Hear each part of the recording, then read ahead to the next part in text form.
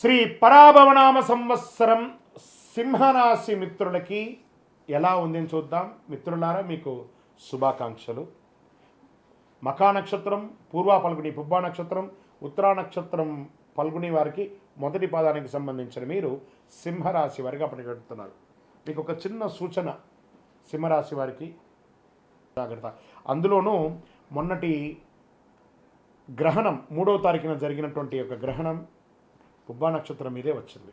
కాబట్టి కొంచెం ఈ సంవత్సరం జాగ్రత్తగా, అందులోనూ మొదటి 90 రోజులు జాగ్రత్తగా ఉండాలని చెప్పడం జరిగింది. ఓకే. పరావరణ సంవత్సరం సింహరాశి వారికి పట్టుదల, నాయకత్వం, కీర్తి తీసుకొచ్చే సంవత్సరం. కొన్ని సవాళ్ళు వచ్చినా ధైర్యంగా ఎదురు చూసుకుంటారు. పోస్ట్ ఆగస్టు మీకు చాలా బాగుంటుందని కూడా చెప్పచ్చు. ఇంకా శని భగవానుడు ఈ సంవత్సరం శని మీనరాశిలో 8వ స్థానంలో, అందుకే అష్టమ శని అని చెప్పి చెప్పబడింది, సంచరిస్తున్నారు. పనుల్లో ఆలస్యం, అనుకోని ఖర్చులు, ఓర్పు వ్యవహరించారు. సంవత్సర ప్రారంభంలో రాహు 7వ ఇంట్లో, కేతు జన్మంలో ఉన్నారు.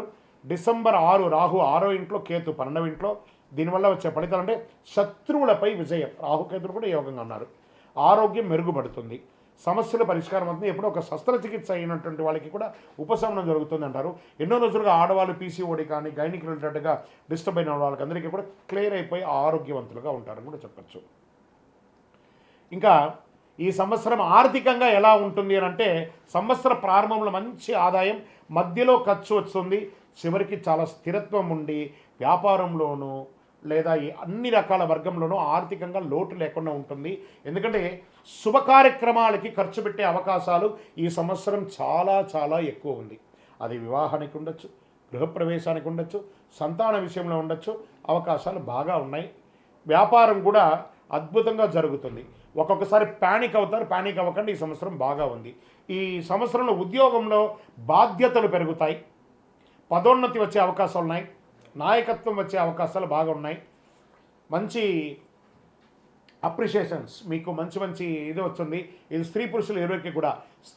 స్త్రీలు ఎవరైతే ఉద్యోగస్తులుగా ఉన్నారో వాళ్ళకంతా ప్రమోషన్స్ వస్తాయి. టీమ్ మేనేజ్మెంట్ చేసే అవకాశాలు ఉన్నాయి. ప్రైవేట్ గాను లేదా గవర్నమెంట్ గాను చాలా అవకాశాలు బాగా ఉన్నాయి. ఇక ప్రైవేట్ ఉద్యోగస్తులకి ఎన్నో రోజులుగా ఉద్యోగం కోసం ఎదురు చూస్తున్నటువంటి వారికి ఇది ఒక మంచి సమయం. వివాహం కాని వారికి వివాహ యోగం మధ్యకాలంలో ఉంటుంది, వెంటనే రాకపోయినా మధ్యలో ఉంటుంది.